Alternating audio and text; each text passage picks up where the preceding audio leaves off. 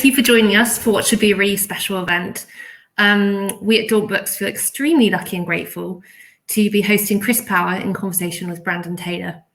Chris is the author of the wonderful short story collection Mothers, and earlier this year, his debut novel, A Lonely Man, was published by Faber to what seems to have been near universal acclaim, the Sunday Times calling it an elegant, atmospheric story of shadows and half-truths, a taut, subtle, postmodern literary thriller, and praise coming in from the likes of authors John McGregor, Catherine Lacey, and one Brandon Taylor.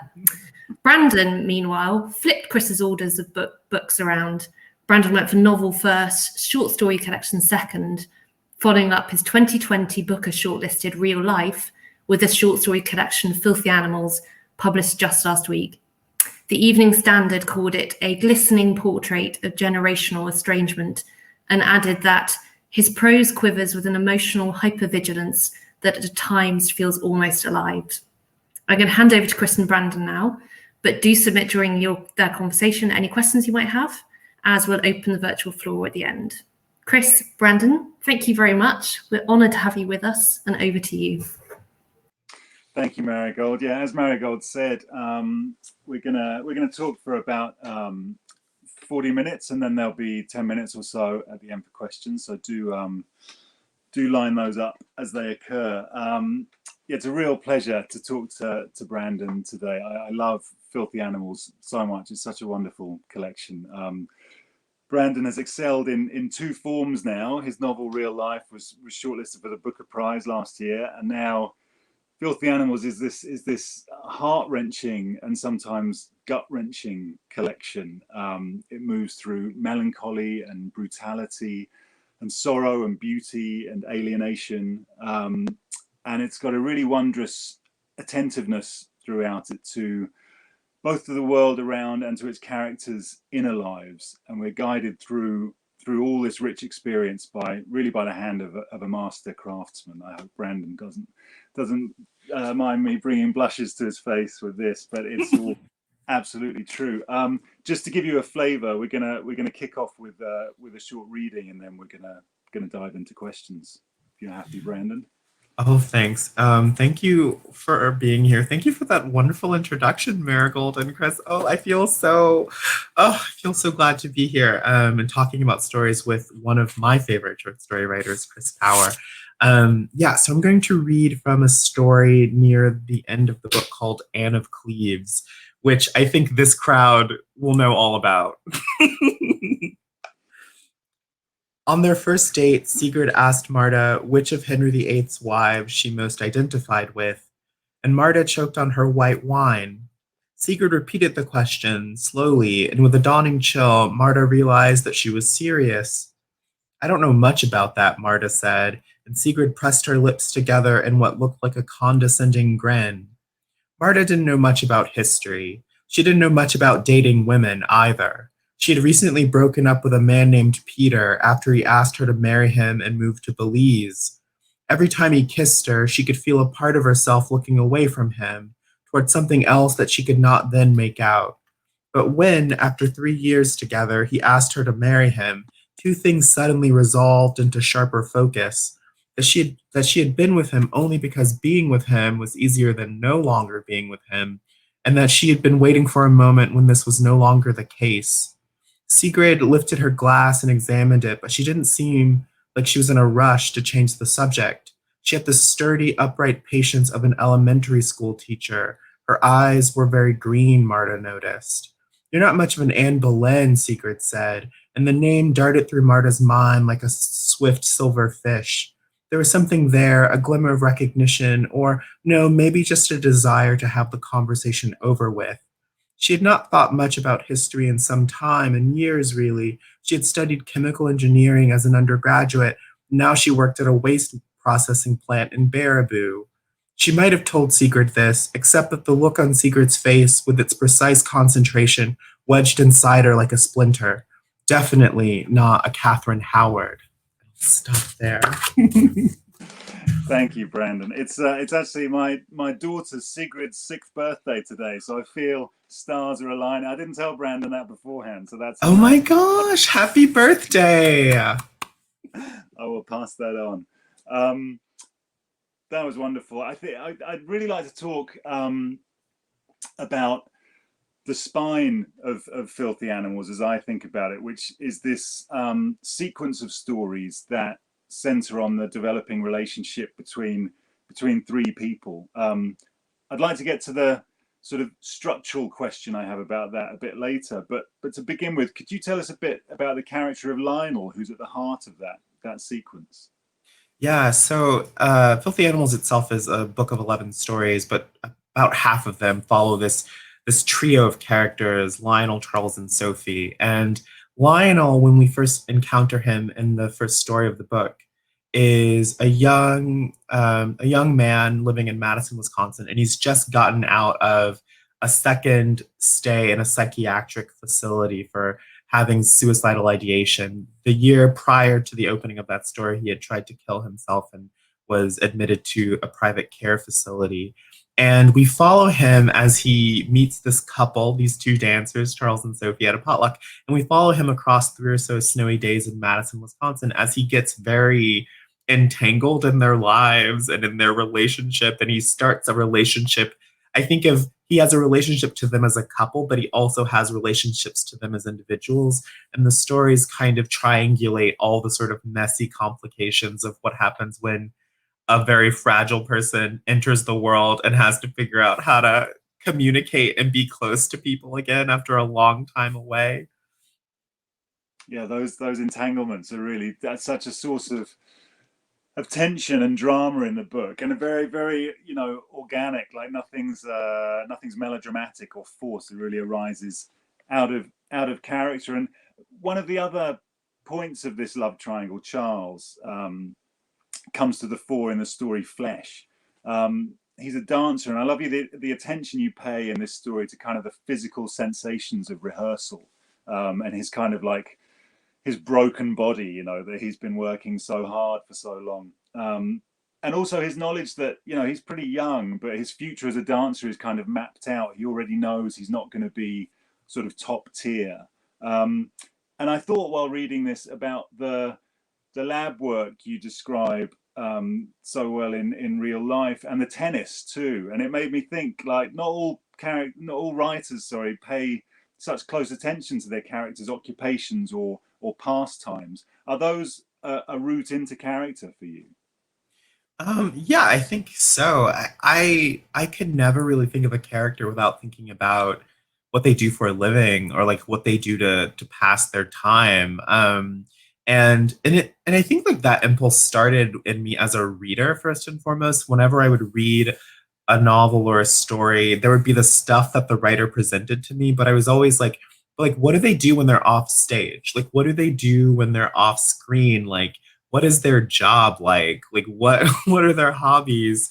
And I think a lot of my imagination was probably taken up by imagining all the boring stuff that the writer left off the page, because to me it seemed very interesting. I was like, what are these people doing for a living? And so I do think a lot about occupation and about how a character spends their time, because I think it tells us so much about a character. Like, a character who golfs is different from a character who spends their time volunteering at the pet shelter. And like, that person is quite different from somebody who plays tennis, and that's different from someone who goes running or someone who reads a lot. And I think of those as sort of under attended to in contemporary fiction in some ways. And for me, they're sources of they're really generative, I think, those questions about occupation. Mm. And the past as well, I guess, is a shaper of character in these stories. There's an extraordinary story called As Though That Were Love, where you write of the character Hartjez. Am I pronouncing that correctly?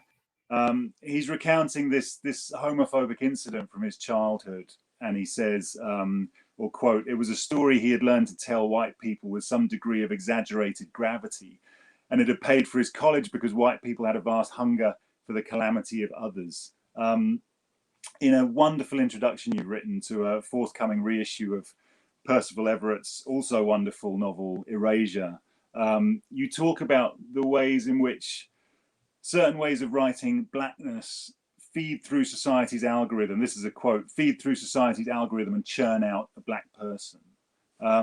And Everett's way of confronting this and escaping this is through this ingenious kind of multi-layered satire. What's your approach to this problem been? Has it changed at all between the novel and the stories?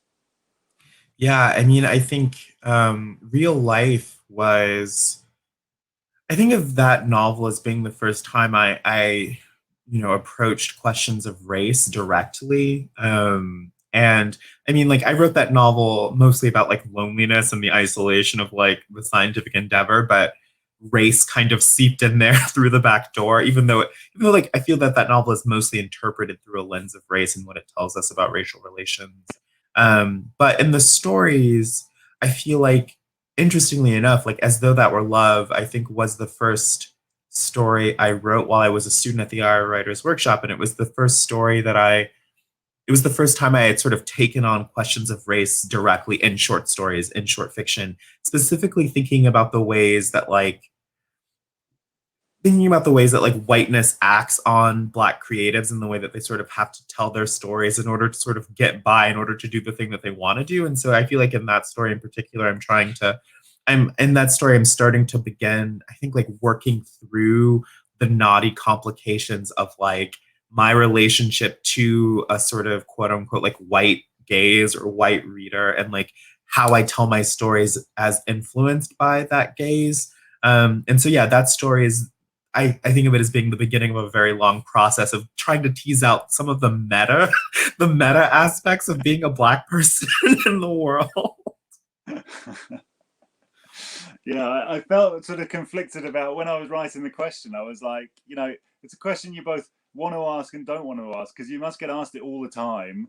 But obviously, I mean, some I people don't. have one encounter with you as a writer and you talking about your work, so you kind of have to ask it. But at the same time, I'm like, oh, I don't want to be a drag about Well, this. I don't think that it's a sort of off-piste question. I think that the question is interesting when it allows for an acknowledgement of that meta aspect of Blackness as constructed and consumed via narrative art. And I feel like that story is like the first time I was able to articulate my sort of weird anxiety re the question of representational Blackness in narrative. And I feel that that's what Percival Everett is also sort of getting at, is the kind of like constructedness of Blackness that involves like representing Blackness both to white people and to other Black people, and how there's a tension there.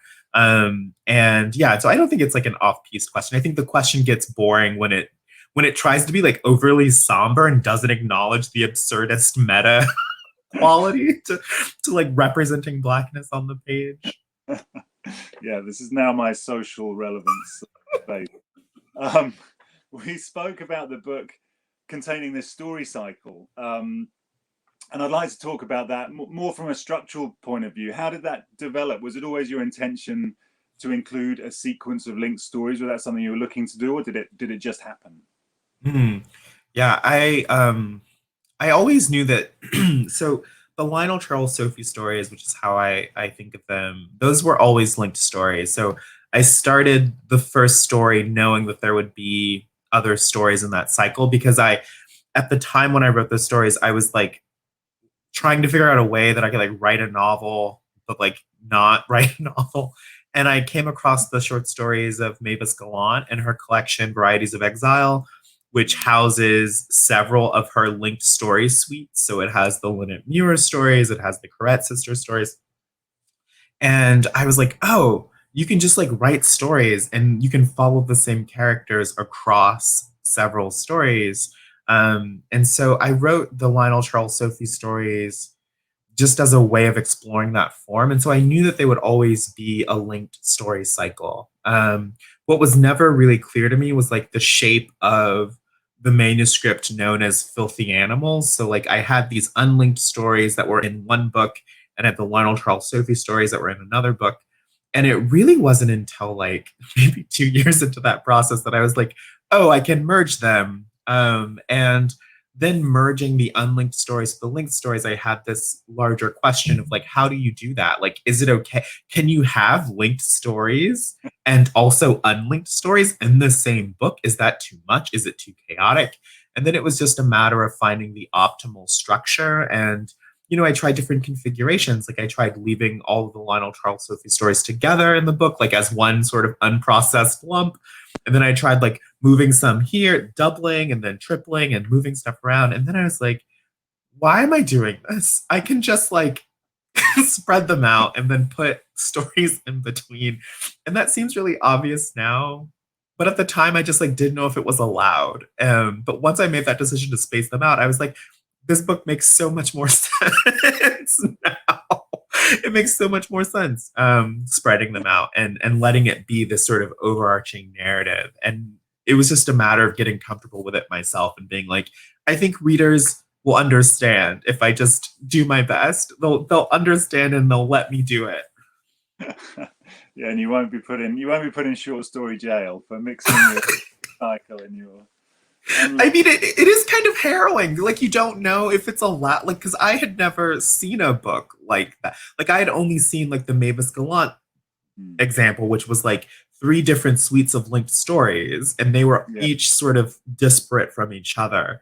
And so I thought there were rules that one had to follow structurally, but once I sort of played around with it a whole bunch and found I felt like the optimal configuration, then it just made total sense that the Lionel Charles Sophie stories would be the spine of the book, and that the other stories would come in to sort of accentuate or draw out connections between those stories, and it would sort of press down on different modalities and tonalities, and then I kind of like fell in love with the feeling of the sort of overall structure of it, and it just made a lot of sense. And I thought, well, I'm just going to trust the reader and we'll see what happens.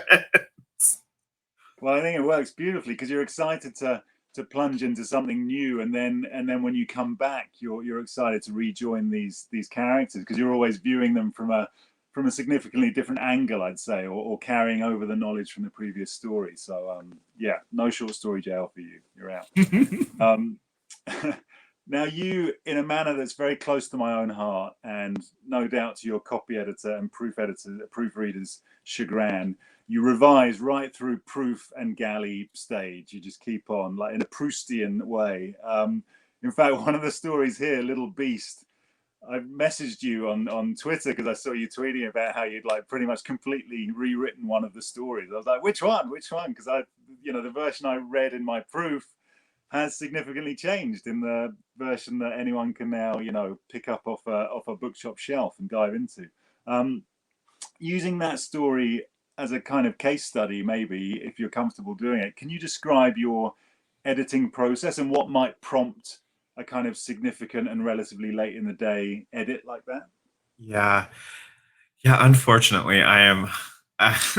It's different. Like with real life, I was like, who cares? Send it out there. It'll be fine. I'm done. But with this book, I was like, no, you cannot publish this.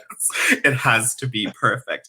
So in the case of Little Beast, that was a story that is one of the older stories in the book. And I always felt kind of insecure about that story, mainly because there's a suite of stories to which it belongs, and none of those stories made the cut to be in this book. And so I felt that I had to revise the story in some ways to fix that. But the editing process looked a lot like I tried to take the story out and replace it with something else. And my editor was like, no, it messes up the balance. This has to be in the book.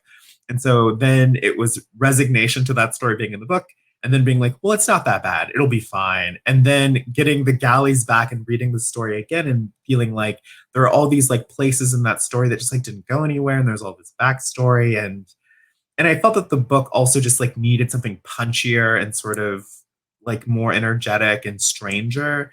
And so in wanting to fix all the problems that were structurally wrong with the story in my mind and wanting to bring a sort of different vibe to the book, I set about trying to carve out all the stuff that felt extraneous and tried to like really lean into the story's like high velocity weirdness. And so it looked a lot like taking out sentences, chopping out backstory, putting in information that had been kind of sidestepped in previous drafts, letting the world of the story like settle more deeply into itself, and trying to take out those places where I was being too explainy.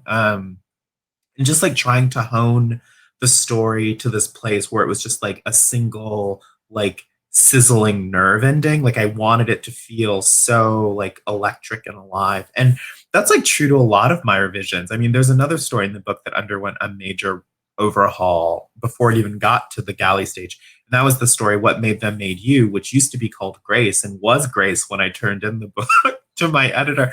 And then that story was another story I tried to take out of the book, and tried to take out of the book for reasons related to the way that it handled race just didn't feel on par with, I think, what people had come to expect in real life and had come to expect from the Lionel Charles Sophie stories. And so it just felt like it was being very coy about race. Because again, it's like an older story before I learned how to write blackness or, really on the page. And so my editor was like, no, it's got to be in the book. It's the right story. You can have as much time as you need to change it, but we're not taking it out. And I felt really miffed by that. I felt very angry because I was like, you're making me put a bad story in this book. And he's like, it needs to be in the book and you just need to take the time you need to fix it.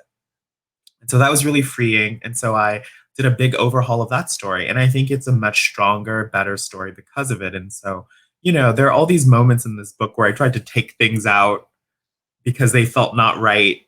And I didn't want to do the work of fixing them. And I'm like, I have other strong stories. I'll just put them in. And it was really my editor who stepped in and was kind of like, no, I think this is the right set of stories. But if you think you need time to change them, then change them. And he gave me permission to tear up a story in first pass pages like Little Beast and rewrite it into the PDF. And I'm just really grateful for that. His trust and his ability to like see that those stories needed to be in the book and that I just needed to make them better. And I think every writer relates to that task of like, I sense that this needs to be better, but it seems really hard. What if I just replace it with something that is already? Yeah, that's really valuable editorship. I've had wonderful advice from my editor at Faber, but I find I've got a 24-hour period where the advice is completely wrong and it's not what I should do, and then I have to like work through that myself, and then I see that it is right. And do you have that similar sort of knee-jerk reaction, and then you come to get used to the advice? I think I don't know that I have it's wrong advice. I think I have you said the one thing that I know I needed to hear, but I didn't want to hear it. So I'm going to go be a big baby about it in my apartment, even though I know it's right. But I tend to go pretty quickly from outrage to resignation to, well, if it's going to be that way, I should fix it. I have like a pretty fast rant cycle, but it's never that, it feels like the moments when I feel like, oh, that's the wrong advice, it's usually wrong. And it's, in the content, but not wrong in the spirit of the advice. When I think that something is wrong, that's usually wrong for me. But when I hear something that I know I need to hear, that's when I get real cranky. When I hear something that's like not right, I'm like, oh, whatever. But when I hear something that's right, I'm like, do you know how much work that's gonna take to to rip out the middle of a story and then put more stuff in? Yeah, I have a harder time with the stuff that's right and true, because you can't escape it, because then you can't unsee it. That's it. I think that's better. Yeah, deep down I know it's right, but I'm telling myself it's wrong for that 24 hours until I can no longer deny the truth, and I realize I have to do some work. It's horrible. It's so painful.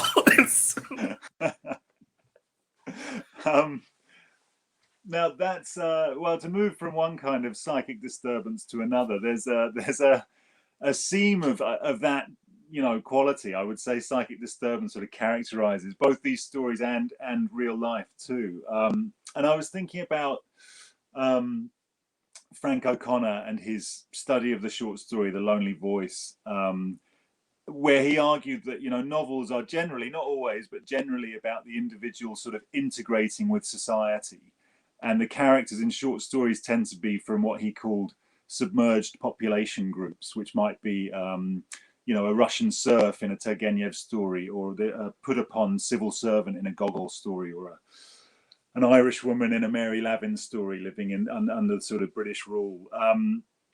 Do you think you know, in your case, I think, you know, maybe, you know, a black queer college student could be considered one of these, you know, fall into this sort of submerged population group idea. Do you think the short story is particularly suited to characters who are, for whatever reason, sort of on the fringes of things? That's an interesting question.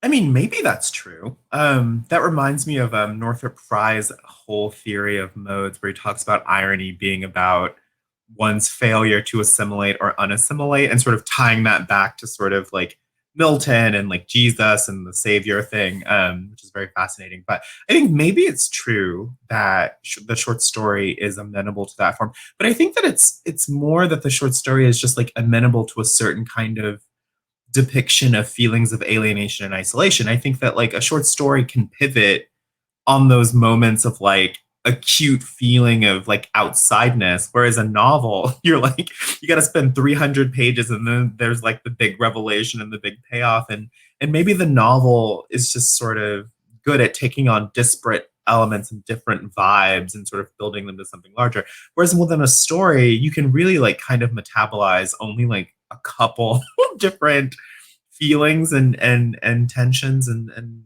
psychic weather. And so maybe that is true. Like maybe the story is just more attuned to that individual weather within the person and their relationship to society. And yeah, I think probably that's true. I don't know if it's like only good for that, but I think it's probably a result of the short story just being such a fine instrument in that way. You know, like you can imagine like a feeling of alienation being revealed through like a single encounter, and like what better form do we have for the depiction of a single encounter than the story?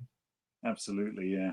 Um, well, it turns out that according to David Foster Wallace, I'm not a short story writer, because he supposedly told his creative writing students that he had to write at least 50 short stories to be considered a short story writer. And it makes me think of some writers who seem to think in stories, like, you know, T.C. Boyle, who's had two collected, you know, enormous, he's just written thousands of stories, and Nadine Gordimer, who published, I think, 250 plus in her admittedly long lifetime. But you know, they seem to like just throw stories out, whatever was going through their mind that week, they'll write a story about it. But how about you? Do you write a lot of stories and hone in on ones, or hone the ones that you think have something, or do you only write when you think there's something there for you to explore?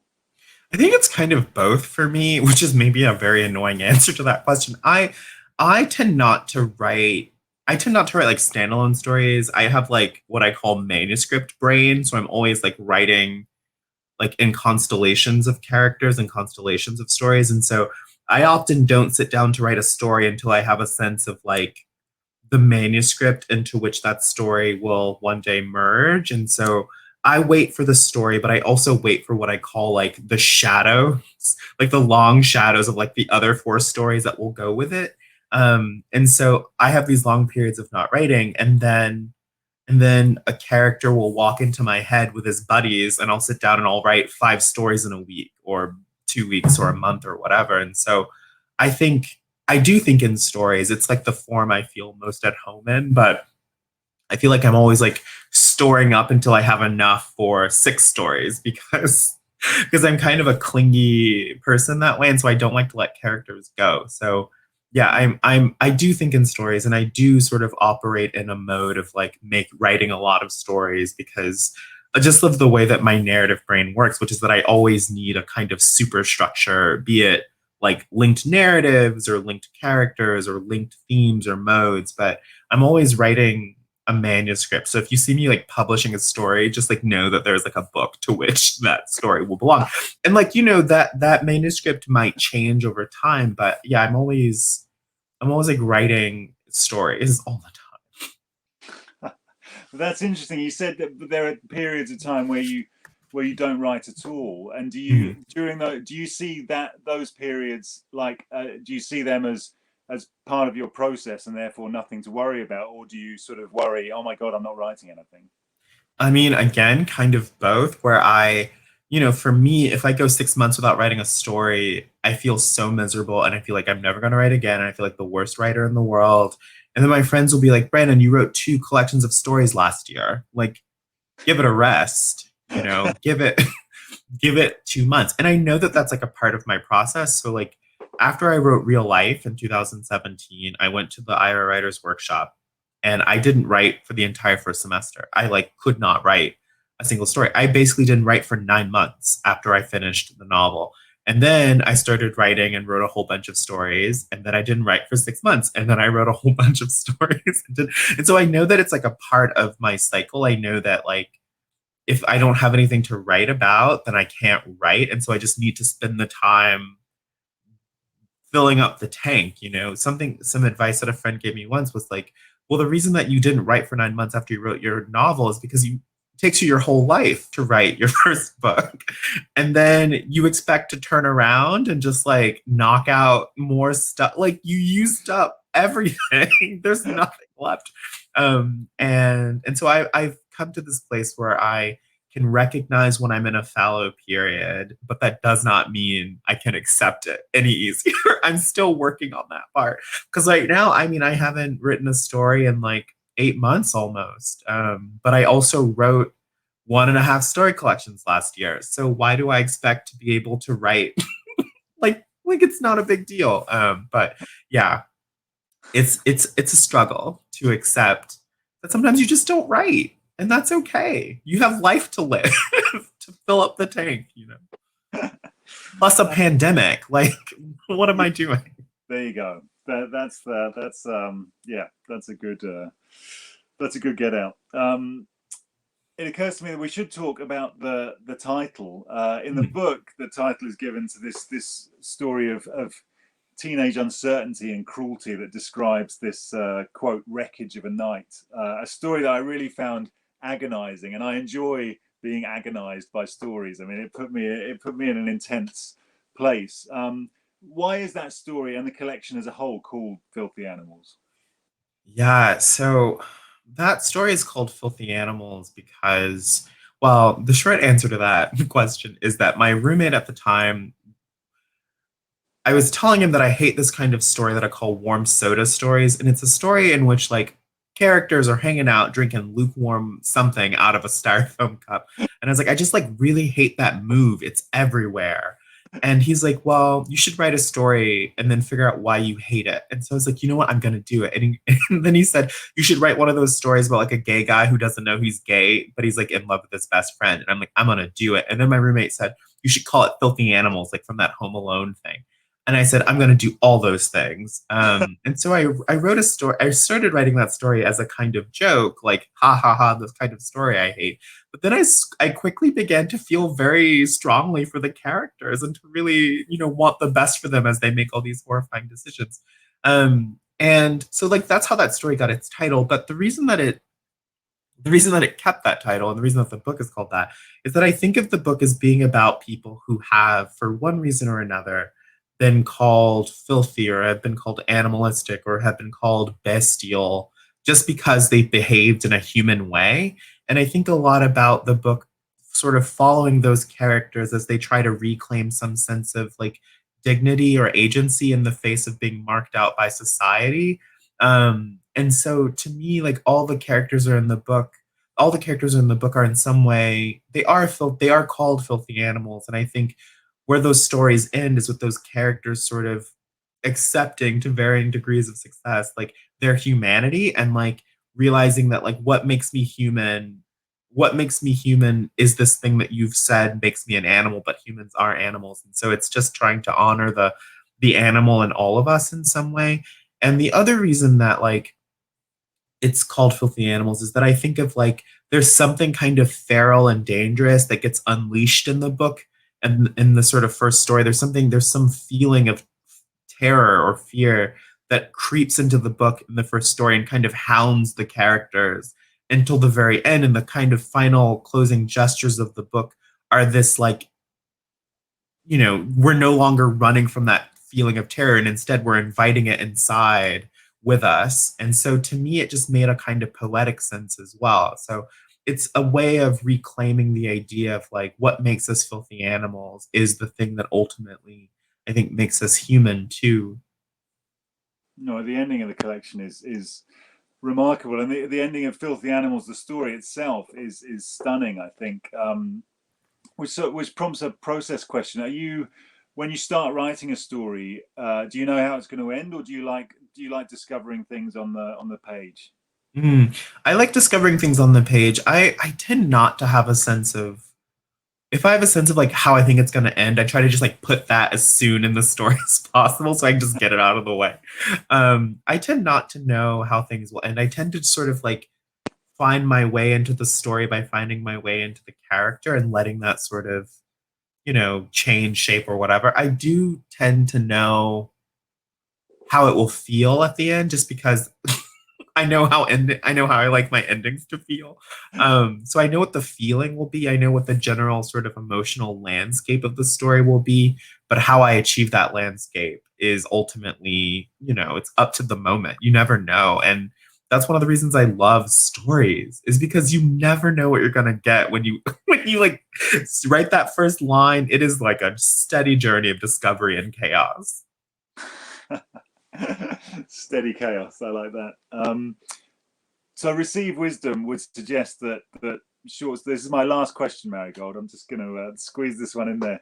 There's Receive Wisdom that suggests that short stories are, the second-class citizens of the fiction world. And I think that's sometimes overdone, but there is some empirical evidence. Someone, no less a person than Jhumpa Lahiri, once told me that when she tells her agent or publishers that she's writing stories, their faces kind of drop in disappointment.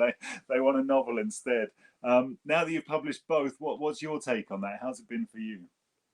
Well, I consider myself first and foremost a story writer, and I wrote a novel mainly so that agents would take me seriously. And when I signed up with my current literary agent, I told her, I'm a story writer. I plan to pursue short stories. That is not negotiable. And when I had my first meeting with my US editor, Cal Morgan, we had a great convo. And at the end of it, I was like, just so you know, like, I need to know that, like, when you publish my collection of stories, I need to know that it will be a priority and that you're not just going to push it off the back of the truck in the middle of the night and drive away, as happens to many short story collections.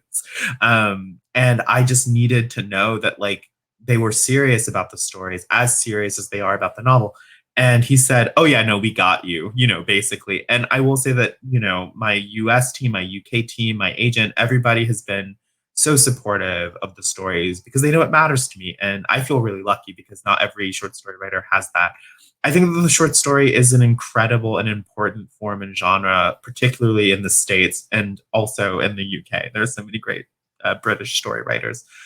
So I think, I feel like we're in the midst of a renaissance, maybe, of the short story, and that's really exciting to me. But my experience has been really positive in no small part because I sought out collaborators who loved the story as much as I did, because there are a lot of people out here who don't believe in the story, even though they should, which is, a mess. Those fools. Thank you, Yeah, indeed.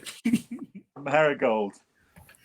Thank you. That was so illuminating. I love the rigor that you brought to the conversation, Chris, with your writer's mind. And actually, I'm going to hop straight on to a question from that last one from Anne.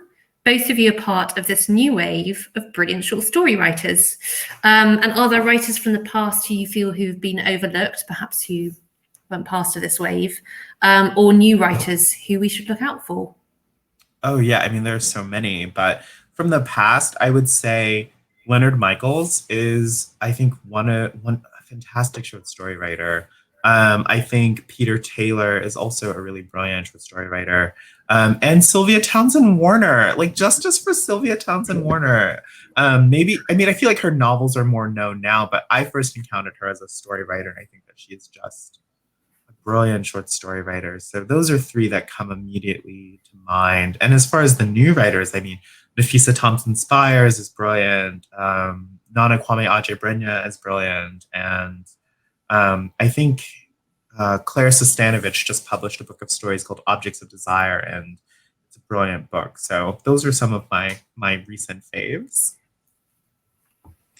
Yeah, well, I would echo those names from the past, and also, I mean, someone like Elizabeth Taylor, not the actress, the author, but she's someone who seems to constantly be like reissued and sort of on the verge of getting her respect. But I don't feel her stories have quite got the respect they deserve. They're really remarkable. And I think new writers, there's a couple of collections I've read in sort of PDF that are coming out. One, Dark Neighborhood by Vanessa Onwuemezi, that's coming out with Fitzcarraldo in September, I believe. And Send Nudes, a book by Saba Sams, which is coming out in January next year, I think, which is really, really excellent. So yeah, there's some good stuff coming in the UK too. Oh yeah, it's exciting. I've actually just noted all those names down.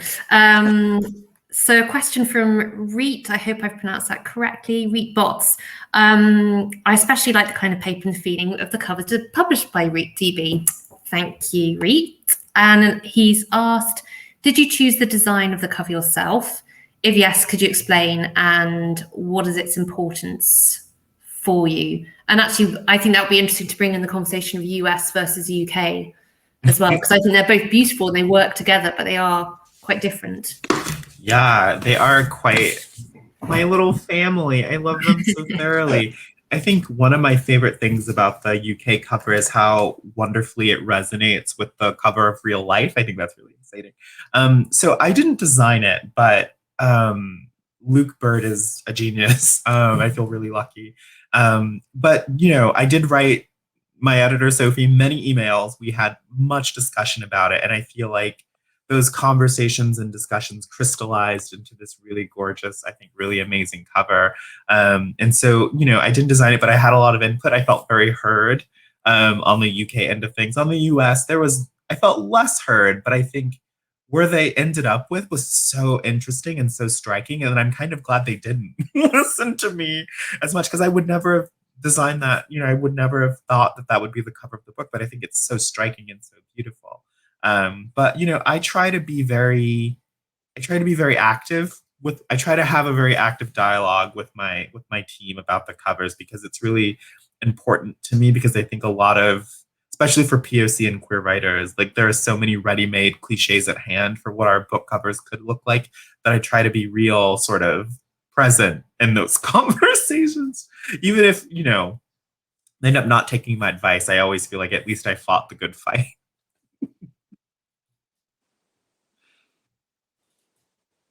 Sorry, muted. Okay, so the next question is from Baz Pierce. Brandon, who would be your queer writing inspirations? And then there's a crucial PS to it. And when will James McCourt get the recognition he deserves?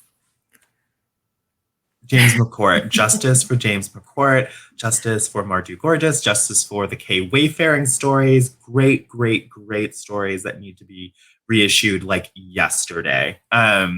Queer writing inspirations. I think James McCourt was a really big inspiration for me. There are all these like little lines in Filthy Animals that I definitely stole from him in various ways. It's funny, you reread the stories and you're like, wow, I know exactly who I was thinking of as I wrote that line.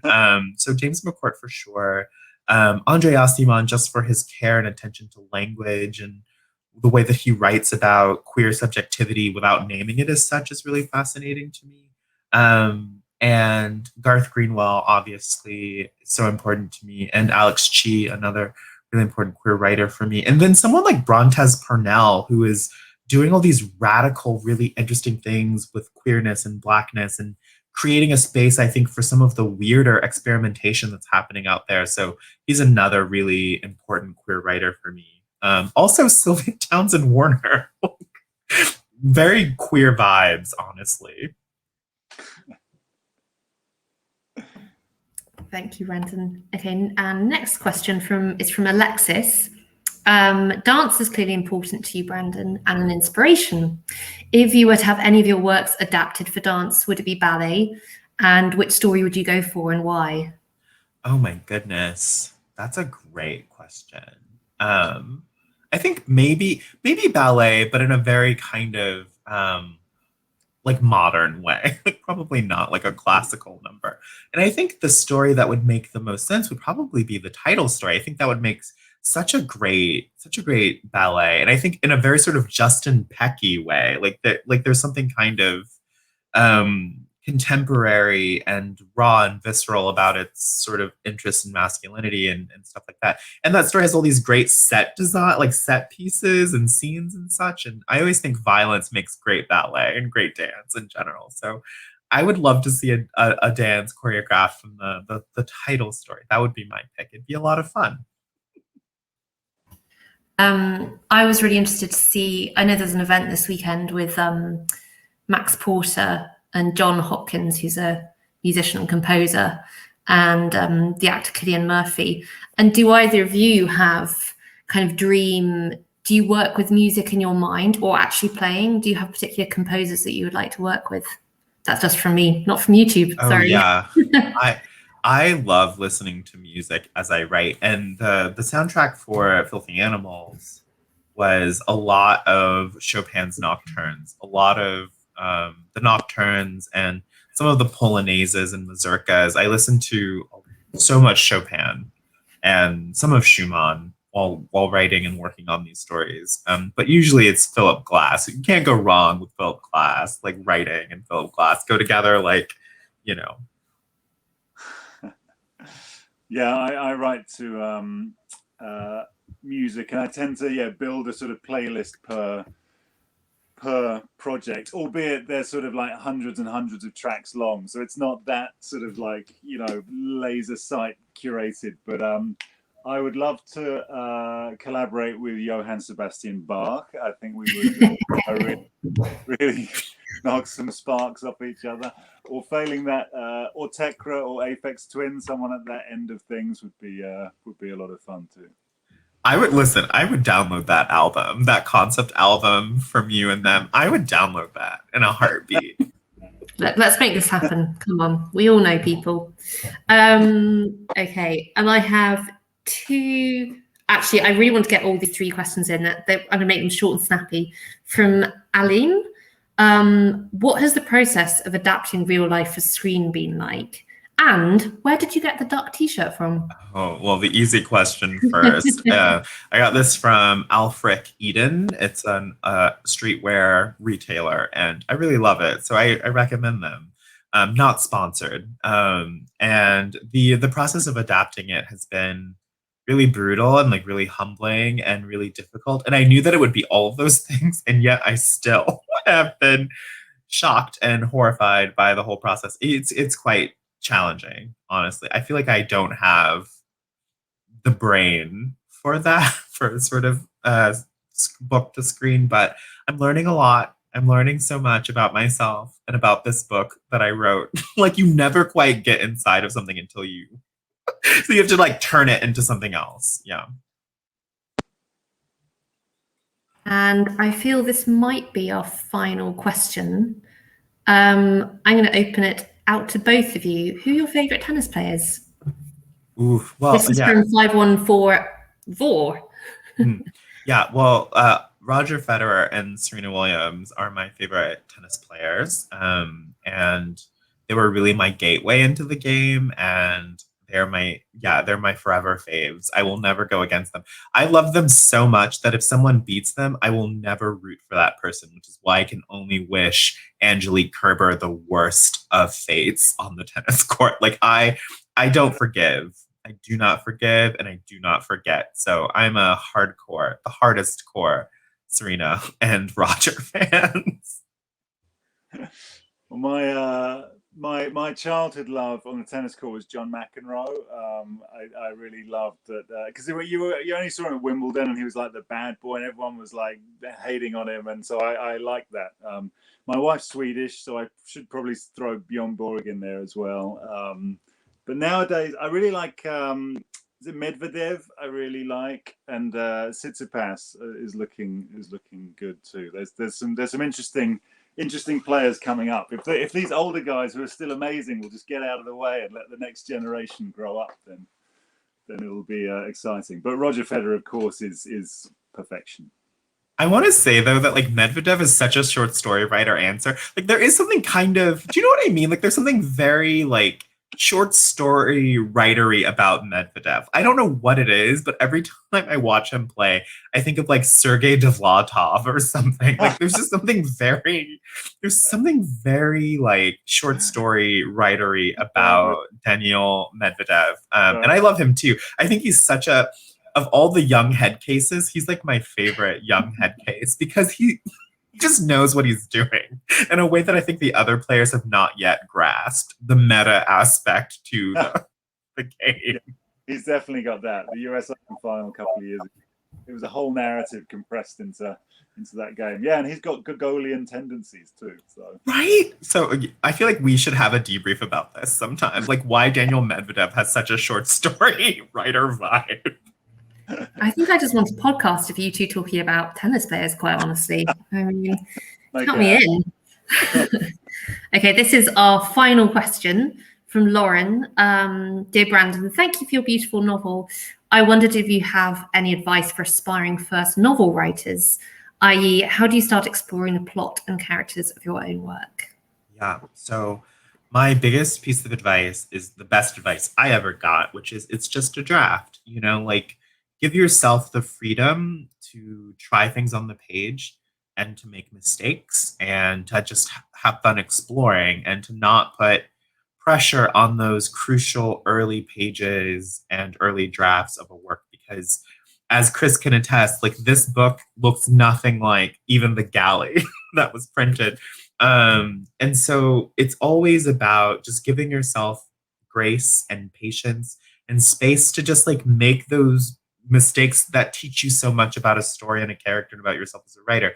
So yeah, it's just a draft. Don't stress out. Don't put too much pressure on anything. The other thing that I will say is read a lot and practice, you know, just like reel off a story, reel off 5 pages. Don't have any expectation. Just have fun exploring what it is that you are interested in exploring and write first and foremost, like for yourself and to write what interests you, because that's when you're going to do the stuff that's really engaging. Because if you're not engaged and if you don't care, then the reader won't care. So no pressure, just have fun, explore, ask tough questions, and always, always, always just like remember that you can fix it in post because I certainly did. I believe in revision. Revision. So Outrageous advice at the end there. Truly outrageous. Chris and Brandon, thank you so much. What a delight of a conversation. I feel I want to reread both your books, novel and short stories again. It was illuminating and entertaining. What a gift. And it's been a joy having questions come in from around the world. We've definitely had one from America. We've had one from Belgium. What a delight. The silver lining of lockdown, bringing us together. Both books are out in all good bookshops now. They're all open in Britain. I hope they are in your countries. And I recommend picking up all 4, frankly. Support your local indie. Yeah, thanks so much, everybody. Thanks so much. Thanks for your questions.